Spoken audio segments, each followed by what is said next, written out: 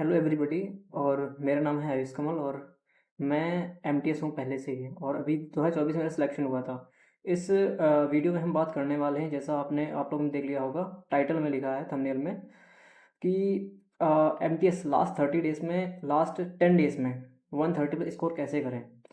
तो जो मेरा मानना, जो मेरा एक्सपीरियंस रहा है, जो जितना मैं 2-3 साल ये दिया है और अभी मैं एक्सपीरियंस कर रहा हूँ, मैं अभी सीजल मेंस का एग्ज़ाम दिया था, तो मैं उस हिसाब से मैं बताऊँगा कि आप कैसे बेस्ट वे में, मतलब कि कैसे कर सकते हैं 130 प्लस स्कोर। और मैं ऐसी स्ट्रेटजी बताऊँगा जो थोड़ी टफ होगी, लेकिन हाँ, अगर आप कर लेते हैं तो मेरा पूरा मानना है, बिलीफ है कि आप 130 पे स्कोर कर लेंगे और इस बार जो है अपना जो एक जॉब जो है पा लेंगे। तो सबसे पहले मैं सेक्शन 2 को उठाता हूँ, जिससे मेरिट बनने वाली है, क्योंकि सेक्शन 1 तो नॉर्मल है कि उससे बस क्वालिफाइंग रहता है। तो सेक्शन 2 में मेन है 2 सब्जेक्ट। पहला है इंग्लिश और दूसरा है अपना क्या है, जीके। तो इंग्लिश में ऐसा क्या करें? तो इंग्लिश में मेरा ये मानना है, जो जो मैं करता हूँ, अ, अगर आप लास्ट इस टाइम पे हों तो मेरा ये समझ है कि आपने बेसिक इंग्लिश जो है थोड़ी बहुत पढ़ रखी होगी, थोड़ी बहुत बेसिक अंडरस्टैंडिंग होगी आपकी। तो लास्ट 10 डेज में ऐसा क्या करें? लास्ट 10 डेज में इंग्लिश में मैं सबसे पहला बताऊंगा कि आप डेली ही 4 सेक्शनल मॉक इंग्लिश के 25-25 क्वेश्चन के, जो रिसेंट में एग्ज़ाम हुआ है, लाइक सीजीएल हुआ है, तो रिसेंट में एग्ज़ाम हुआ है, अगर जैसे टेक्स्ट बुक पे पढ़ा हुआ है, टेक्स्ट बुक पे पूरा पढ़ा हुआ है 2025 का, मतलब कि जो इंग्लिश के सेक्शनल मॉक पढ़े हैं, डेली आप जो है इंग्लिश के 4 सेक्शनल मॉक दे दीजिए। और उससे बेनिफिट क्या है? बेनिफिट ये है कि आपके डेली 100 क्वेश्चन आप रिवाइज करेंगे, और 100 क्वेश्चन में सिर्फ मान लो आके 60 क्वेश्चन जो है आपको आते हुए हैं और सिर्फ 40 क्वेश्चन नहीं आते हैं, तो 40 क्वेश्चन आप नए सीखेंगे, तो डेली आप 100 क्वेश्चन की प्रैक्टिस होगी। और एक जो 25 क्वेश्चन का जो एक टाइमिंग होती है, तो दिमाग में एक फिक्स रहेगा कि ये जो 25 क्वेश्चन दिमाग एक जो है फिक्स कर लेगा। मेरा ये मानना है कि जब एक दिमाग फिक्स कर लेता है ये 25 क्वेश्चन, और एक जो आदत पड़ जाती है कि यह इतने पीक्यू एरर्स आने हैं, इतना इतना सिनोनिम्स आना है, इतना एंटोनिम्स आना है, इतना वन वर्ड आना है, और इतना जो है जो पैसेज आना है, तो एक दिमाग बना लेता है आदत। तो सबसे पहला पॉइंट ये है कि इंग्लिश में अगर करना है, अगर 75-75 करना है, तो इंग्लिश में सबसे पहले क्या है, आप डेली लास्ट 10 डेज में क्या है, अगर एक दिन में आप 4 पैसेज करते हो और अगले 10 दिन, 10 या 15 दिन, जितना भी टाइम बचता है, जितना भी बचता है, उसमें अगर आप कर लेते हैं, तो ये होगा कि आपकी एक, अगर 10 दिन में क्या है 1000 क्वेश्चन हो जाएंगे। 1000 क्वेश्चन में बहुत सारा होगा। और ये जो 4 मौके हैं, सिर्फ मैं बोलता हूँ 1 घंटे या 1.5 घंटा लगेगा। और हाँ, और सबसे इम्पोर्टेंट चीज़ ये कि अगर आप एक मॉक अटेम्प्ट कर रहे हैं जिसमें 25 क्वेश्चन है, और इस 25 क्वेश्चन में होता ये है कि अगर मुझे आते हैं 18 क्वेश्चन, और या 20 क्वेश्चन या 22 क्वेश्चन, जो लास्ट क्वेश्चन बचे हैं 3 या 4 या 5, उनको जो है थोड़ा देखना है कि इन क्वेश्चन में गलती क्या हुई, कंसेप्ट क्या लगा है। अगर ग्रामर में है तो ग्रामर में कंसेप्ट क्या लगा है, और वोकेलरी है तो वोकेलरी में कहाँ एरर हो रही है। तो 25 क्वेश्चन एनालाइज करना है, और 25 क्वेश्चन को पूरा गो थ्रू करना है, जो सही भी हुए उनको भी गो थ्रू करना है, क्योंकि कभी कभी हम जल्दी जल्दी में क्या है थोड़ा देखते हैं तो थोड़ी गलती हो जाती है। तो हमें सबसे पहले क्या है उसको देखना है। और बात रही इंग्लिश की, इंग्लिश के और हाँ, दूसरी चीज़ ये है कि लेट्स सपोज कि आप 25 क्वेश्चन में बार बार ईडियम फ्रेजेस में फंस रहे हैं, तो उसके लिए बेस्ट ये है कि आप 2-3 घंटे का कोई वन शॉट उठाइए ईडियम फ्रेजेस का, जितना भी हो। 400-500 क्वेश्चन प्रैक्टिस कर लीजिए, और रिसेंट का करना, क्योंकि रिसेंट वाला जो है सबसे ज़्यादा बेनिफिशियल होता है। तो रिसेंट का कोई भी एक तो हाँ, सबसे जो अच्छी चीज़ है, जैसे जो संजीव ठाकुर सर हैं, उनका जो इंग्लिश का सही रहता है, सही मतलब कि वन शॉट डालते हैं। और बाकी भी जो आपके जो टीचर पसंद हो, उनसे आप कर सकते हैं। और जैसे क्या है कि फिलअप्स हो गया, या कुछ भी हो गया, तो आप डेली जो है 3 से 3 साढ़े 3 घंटे देकर, और अगर आप क्या सिलेक्शन ले सकते हैं। और आपको ये टाइम देना पड़ेगा, अगर आप सीरियस, अगर आपको इस बार जॉब चाहिए, सिर्फ जो है वीडियो देखने से काम नहीं चलेगा, ठीक है। तो ये रही इंग्लिश की।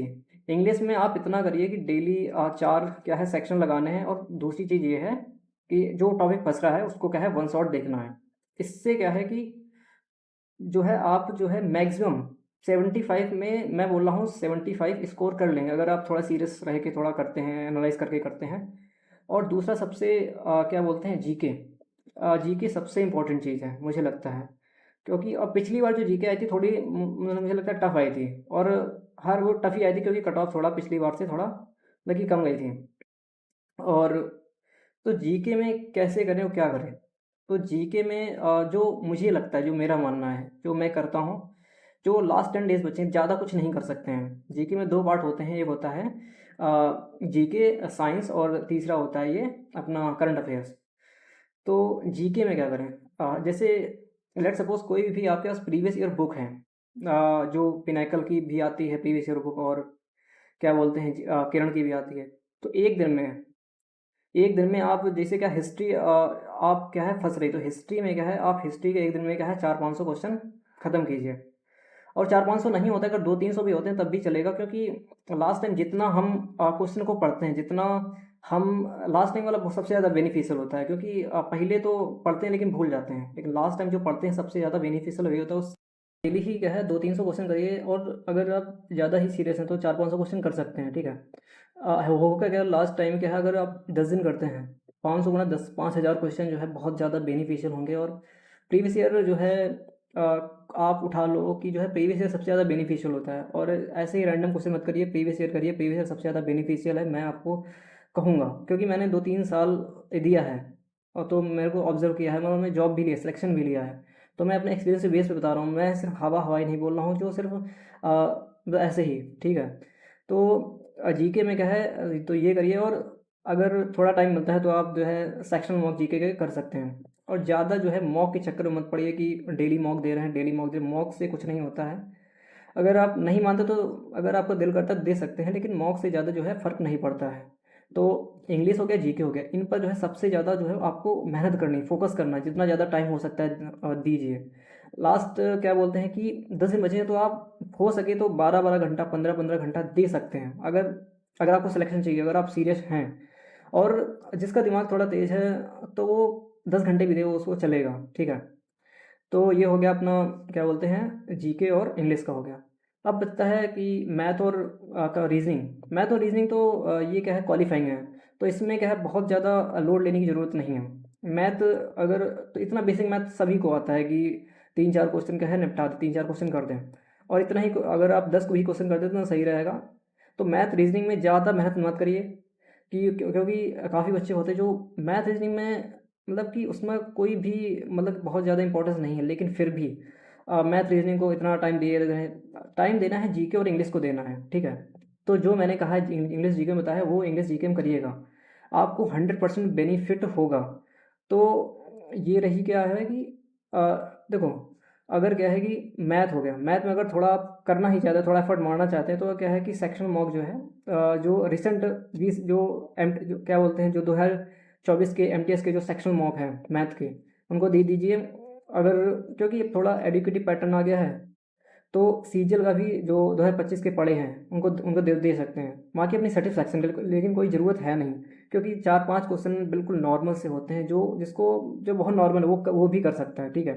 रीजनिंग का तो बहुत ही नॉर्मल, रीजनिंग का तो कोई खेल ही नहीं है। रीजनिंग तो मतलब जिसने कभी देखा भी नहीं है वो भी अपना थोड़ा दिमाग लगाएगा, हो जाएगा। अगर नहीं नहीं अगर मन से सेटिस्फाई हो रहा है तो उसका भी क्या है सेक्शन दे सकते हैं, तो उससे क्या है थोड़ा बेनिफिट।